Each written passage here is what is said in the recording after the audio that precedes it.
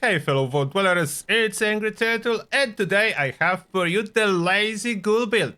Completely off-meta build with lots of stuff that shouldn't work, but does work luckily, so it is possible to make it. So if you want something completely different, not really optimized for effectiveness in game content, but can handle the content surprisingly easily, then that's something for you. Let's dive in. So, there is a special distribution before legendary perks. Yes, there is 13 charisma on the Ghoul. You shouldn't be doing that, but I did, and it's still working. The legendary perks in here, outside of my standard extra to use special, so 20 total, endurance, intelligence, agility, luck, we have action diet, as that's a lazy build, so therefore we are able to forget about the feral meter. It manages itself with this perk. It's not being used for this heal on kills. That's not even noticeable. I have more healing per second passively than that on this build. But reducing being feral by 5%, it's helpful. Honestly, rank 1 works. I tried that. And rank 1, if you are actively playing, is good enough. So you don't even need to upgrade action diet. And then I do have Master Infiltrator. Although options are on the table, this one can be freely replaced for whatever you need. You want taking one for the team? Why not? You want poison resist? Why not? Go for it. So everything is on the table. I'm running Master Infiltrator to emphasize on laziness. Now, the regular perk card, so as you can notice, there is no weapon specific. Nothing like that. There is no weapon specific perk card. Said you can go without them. Yes, it works. So for the strength, I would consider higher strength. If you want to go higher strength, it's a good option. If you don't want all this charisma, go for higher strength and more carry weight. So Blocka, Barbarian, that's for tankiness. Then Traveling Pharmacy and Strong Back, that's for carry weight. I do not need Arms Keeper, as I actually do have weapon weight reduction on my armor, so I need Traveling Pharmacy in this case. Normally, I would say through high count armor is better, but I happen to have a weapon weight reduction armor, so I'm going with it. Then Perception, Concentrated Fire, Awareness, and Grenadier. So that's like perfect combo for a lazy build.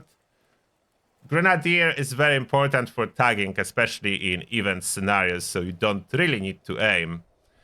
Awareness helps a lot in everyday case scenario, because that increases your VATS accuracy, so that's good. Concentrated Fire, of course, is handy. Not for targeting particular limbs, but because accuracy goes up per shot if you miss.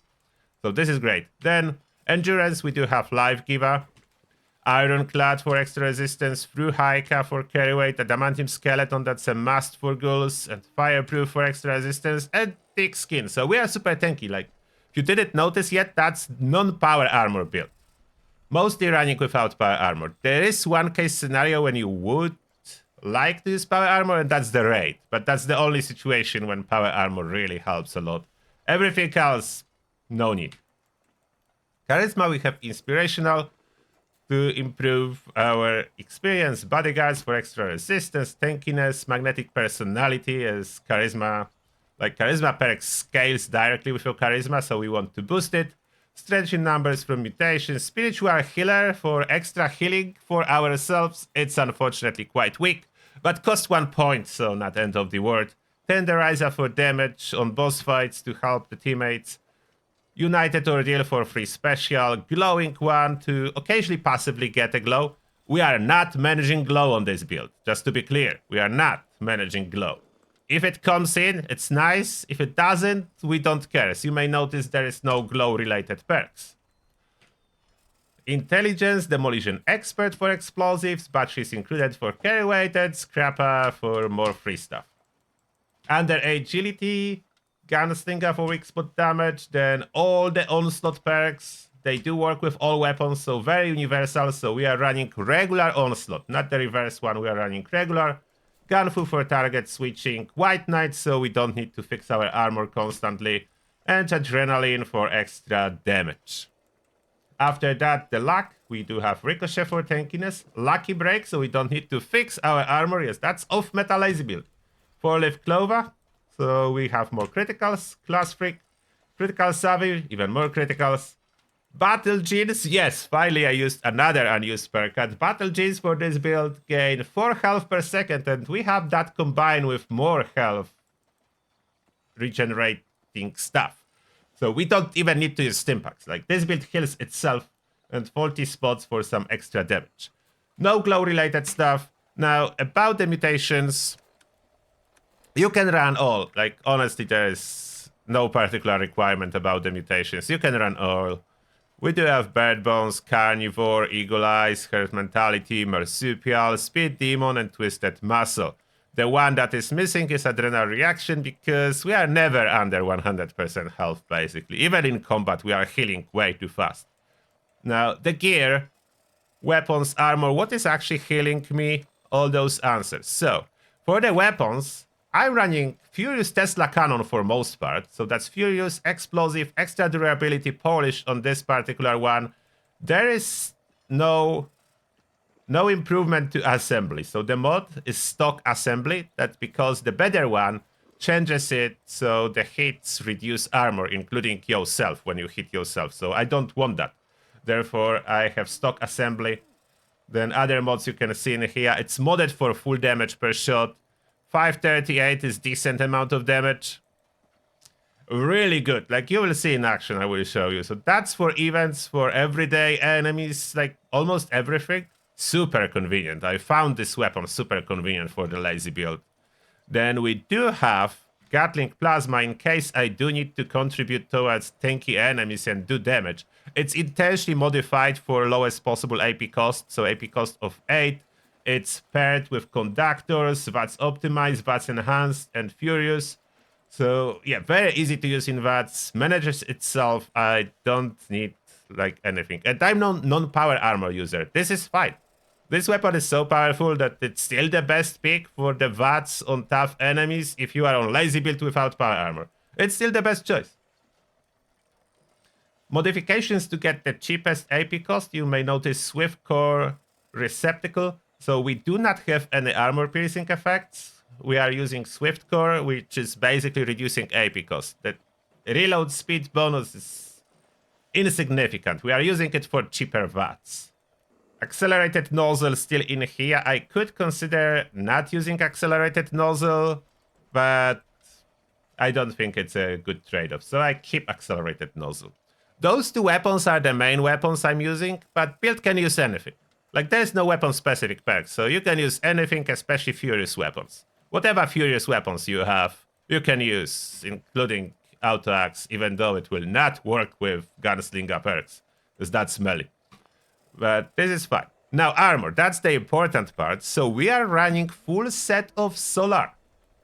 That is Vanguard, Luck, Armskipper, Sawbones. Yeah, you don't see Sawbones a lot, but it's a nice synergy. So look at this set.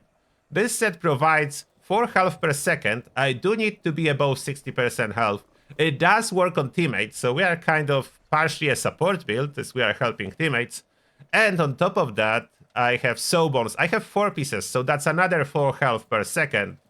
And there is no health requirement. So even if I fell under 60%, Sawbones will heal me up, quickly push me above, and back into the Solar armor range. So we do have 4 from Solar, 4 from Sawbones, 4 from the perk under Luck, and 1 from Charisma perk.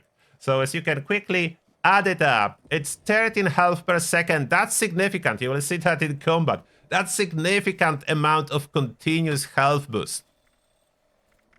About under armor, doesn't really matter what you use. Currently I have shielded road leathers, but it doesn't really matter much.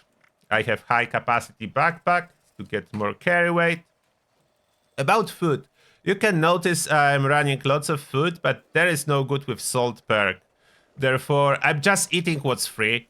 This food is mainly generated at my camp, so I just eat it before it spoils. It's not something I crafted. I didn't craft any food, and sometimes I don't use any either. But if you want to use VATS a lot, cooked soft shell is recommended to have running, and something for agility like square on a stick, or any of those easily accessible buffs that boost your total AP. So I have 465 at this moment. As well, Company T, you want Company T for your AP region, and Company T is free as well from the camp production. And if you don't have it in your camp, borrow from someone else. That should be widely available. Now, how does it perform? Let's go for some combat. So let's see. Do we have any super mutants? Someone killed them outside, so we need to head in.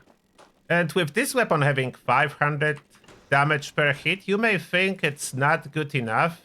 But in practice, okay, that was a miss. If I hit it, like, it's almost one-shot kill already, but look how quickly I accumulated all the Furious stacks, all the Onslaught stacks, and now I can just do a regular torso shots for level 100 super mutants, and they do die. And that's not easy to not hard to hit them. And even if you miss, look at the damage if I miss. So that's several shots, and this weapon works through walls, so that's not a problem. There are some self-inflicted damage. Look at my health bar. So I do some damage to myself, but I don't really care about it. And if I want to go for a headshot, look at the VATS accuracy. The VATS accuracy is great. I can go for a critical, so the critical is doing insanely high damage. That boosts the splash too, so if I go for critical, the splash damage goes up as well. Yeah, that's like super cool weapon for this type of playstyle. And look at my health, it's constantly full. I do more damage to myself than enemies do. Because if I shoot close, I do hit myself, and then that's a little bit of damage, but I don't need to care. I'm not using any stim packs. All this healing, that's my armor and stuff. So all this passive healing that I have on this build, easy one-shot kills. There is a little bit of flashbang effect, but not too bad. As you notice, other explosive weapons have way worse flashbang effect. So that super mutants maybe switch enemies now. And the main reason that this works so well when we are a ghoul, we don't need to worry about radiation. Like, radiation gives me extra healing and glow, which is great, so I don't really need to worry about it. And look at that, I killed multiple of them at once. The range is really good. Surprisingly, on this Tesla cannon, the range is really good. If you do not have Tesla cannon, you can purchase that with gold bullion from Mortimer at the crater if you have a reputation with them. Now, if I need to kill a flying creature, so that's why I do have this Gatling Plasma. So if she's flying around, this Gatling Plasma is self-maintaining action point Gatling Plasma. As you may notice, I didn't spend any action points. The food, though, is required to get a self-maintaining action points. Without the food, I'm a little bit off to get sustained action points. So I'm not gonna lie, the regular food, like, you could cook Scotch with Slang for extra agility and AP too. And we do have a Ship Squatch. I was watching those rat stacks. The Ship Squatch always appear, so I can kill a Ship Squatch. Again, self-sustaining action points. You see? It's not really going down. It's basically hovering at the one spot.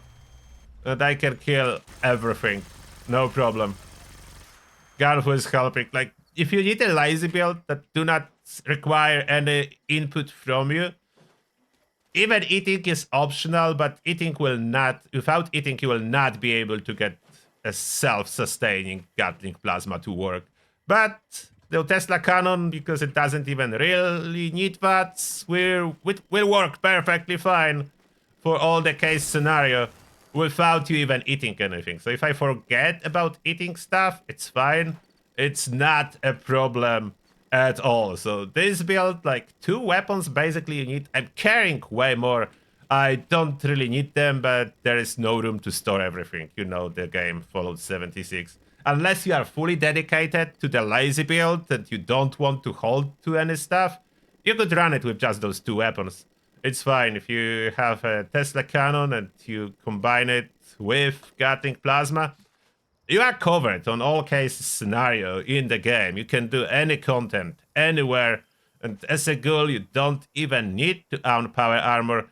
The only exception will be the raid, especially if you want to do some solo content in the raid. If you go there with a team, you could probably go as is. If your team is able to tank and they have power armor, then you can go as is. So you can see the life giver, all the bonuses here. The adamantium skeleton is super important if you want to have this limp immunity. Armor, it's holding like that for quite a while. It is slowly taking some damage, but it takes a week for my gameplay for like piece of armor to break, so it's very manageable. Now, one piece, I don't know, did I said that? One piece is limit breaking. That just because if I don't care about my special, I'm just under required luck. I'm not using any food to boost my luck. Therefore, with just the gear, I'm under the luck. It could be fixed by using a shielded vault suit. If you don't have limit breaking, just equip shielded vault suit. So that's probably I should mention. Did I miss anything? I hope not, but if I did, let me know and I will answer your questions. And one rat stack actually survived and does not like the fact that I killed everyone here. Okay, the rat stack no longer with us. So all those bonuses nicely listed here. Inspirational is 19%. Ironclad is quite impactful too. Magnetic personality, 6 charisma total. Then spiritual healer is like half. Okay, it's not even one. It's half of the hit point per second that listed here. Just not the greatest, but helps. It's something. The solar armor effect is way more impactful, and that helps your teammates too. Addiction not required. That's accidental. I should get rid of that. So I should get rid of this addiction.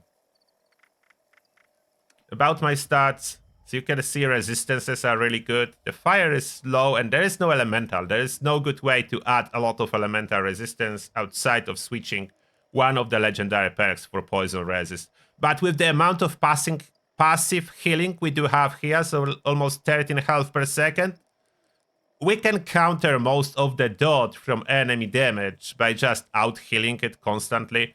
Therefore, this build works by healing. The constant healing is what makes it so good and so lazy. And that being said, what do you think about it? Are you interested in off-meta? Or would you prefer like full-on optimized heavy gunner meta build with full damage that annihilate bosses in matter of seconds? Which camp are you on? And that being said, thank you all for watching and see you all in the next one.